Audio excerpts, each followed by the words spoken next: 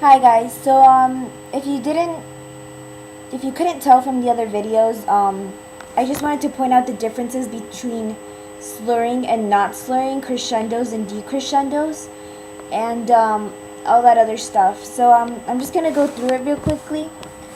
The slurring, in my opinion, just made the notes flow easier, and maybe it's because I know the song and I've been playing it for a while and I know how it should sound, but to me it just felt off doing da da instead of da.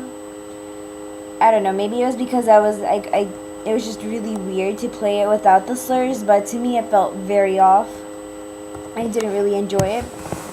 And another thing I wanted to point out that's important are the crescendos and decrescendos, because if you couldn't tell, it kind of adds more volume or to the song. Like, it makes it, obviously, but it makes the song fuller, like more full and well rounded than if you just played it the same way throughout the entire thing and just kept it at the same volume. It just adds more intensity to it, and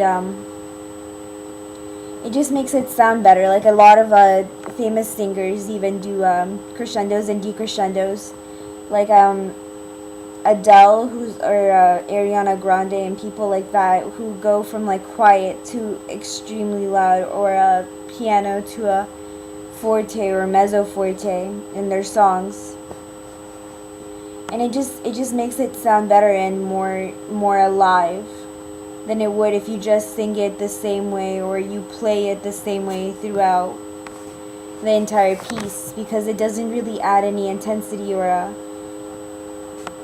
anything like that makes the piece interesting. It makes the piece. It's just so important, because that way people are more engaged and you add just more of a feeling to it. Sometimes directors will tell you to ignore certain parts. Like, for a part, it might say to do a decrescendo, but depending on how big or small your orchestra is, they might want you to do to just stay at a fortissimo or a mezzo forte or a piano throughout a certain points of the song. But the majority of the time you will just kind of listen to the music. I mean, directors do have the right to change the pieces a little bit, but usually you play what's on the paper. But yeah, I mean, they won't ever count out all dynamics, like, from the piece. They might take out a few and tell you to replace it with something else, but they will never take out all the dynamics, because dynamics are very important to the song. Like I said, it just makes them fuller. It adds more intensity, it makes it more it just makes it better and more interesting than it would if you just played it the same way throughout. Because then it would just sound boring. But with dynamics and crescendos and decrescendos, it adds more life to the song than it would just, playing da da da. It's da da da da da da da da. It just makes it sound better and more alive, and you get people captivated in the music. And yeah, that's all that there really was in the piece. You will notice that there was a fermata.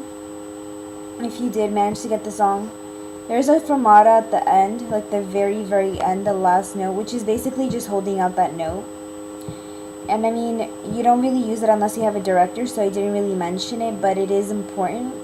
And it also creates a difference, because depending on how long he holds it out, you have to time the bow and do all that, instead of just cutting it off after 4 beats. They could also put a decrescendo or crescendo there, depending on how they want the song to end. But yeah, guys, that's all. That's the end of my personal project. I hope you learned something, and keep practicing, and just keep looking up videos, find some that work for you. I mean, I'm not saying that all YouTube tutorials are bad, but there are some that are good and actually explain things to you. But the ones that I have been in have not been too helpful for me. But yeah, that's all, guys.